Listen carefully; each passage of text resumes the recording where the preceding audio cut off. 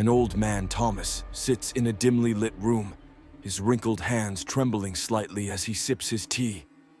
He looks at the children gathered around him, their eager eyes waiting for a tale.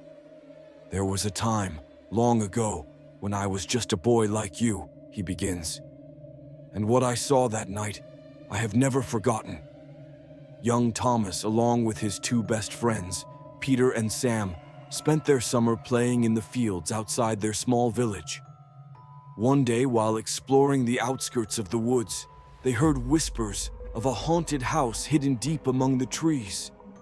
A group of older kids dares Thomas, Peter, and Sam to venture into the forest and find the haunted house. Determined to prove their bravery, they accept the challenge and set off that evening as the sun begins to set. The dense trees close in around them, their branches like skeletal fingers stretching toward the darkening sky.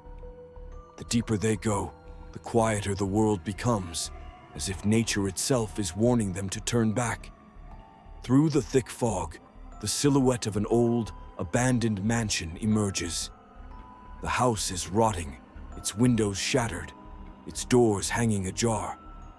A cold wind rushes through the trees, carrying whispers that seem to call their names. With hesitant steps, the boys push the creaking door open. The air inside is stale, filled with the scent of decay and dust. Moonlight filters through the broken windows, casting eerie shadows that seem to move on their own. A massive chandelier hangs above them, its crystals coated in cobwebs. The wooden floor groans under their feet as they step further inside. A sudden thud echoes through the hall, making them jump. "Did you hear that?" Peter whispers. Lining the walls are portraits of people from another time. Their eyes seem to follow the boys, their expressions shifting ever so slightly when they aren't looking directly at them. A grand wooden door stands at the end of the hallway, locked with heavy iron chains. Scratches and strange symbols are etched into the wood. "Someone was trying to keep something inside," Sam mutters. As they explore further, they hear whispers, soft at first, then growing louder. They realize the voices aren't coming from outside, but from within the walls themselves. In an old dusty mirror, Thomas catches sight of a shadow moving behind them, but when he turns, there's nothing there. His heart pounds in his chest.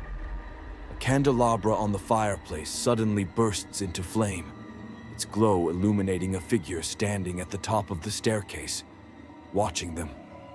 They try to leave, but every hallway seems to lead them back to the same room.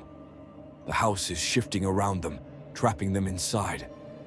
Heavy footsteps echo from the floor above.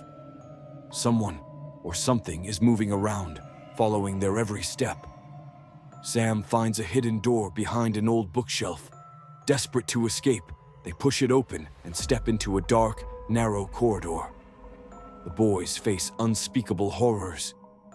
Ghostly apparitions whisper their names, walls shift and breathe, and eerie music plays from nowhere. A phantom child appears, leading them deeper into the darkness. They encounter spirits with hollow eyes, twisted figures lurking in the shadows, and doors that vanish the moment they turn away.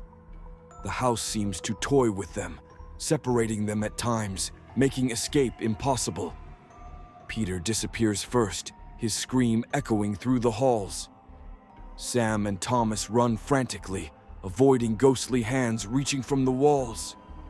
As they make their way to the basement, the air turns icy, and they see Peter's reflection in a mirror, trapped, unable to speak. Sam tries to pull Thomas to safety, but a shadowed figure grabs him, pulling him into the darkness. Thomas, the last remaining survivor, stumbles toward the exit as the house roars in anger, its walls trembling.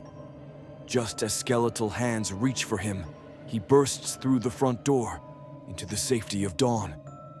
Back in the present, old Thomas sighs, his eyes heavy with memories. "Peter and Sam, they never made it out," he whispers. "I was the only one who escaped that night. And even now, when I close my eyes, I can still hear their screams and the whispers calling my name." The children listening shudder, their eyes wide with fear. Outside, the wind howls through the trees, and for a brief moment, Thomas swears he hears the voices again, just like he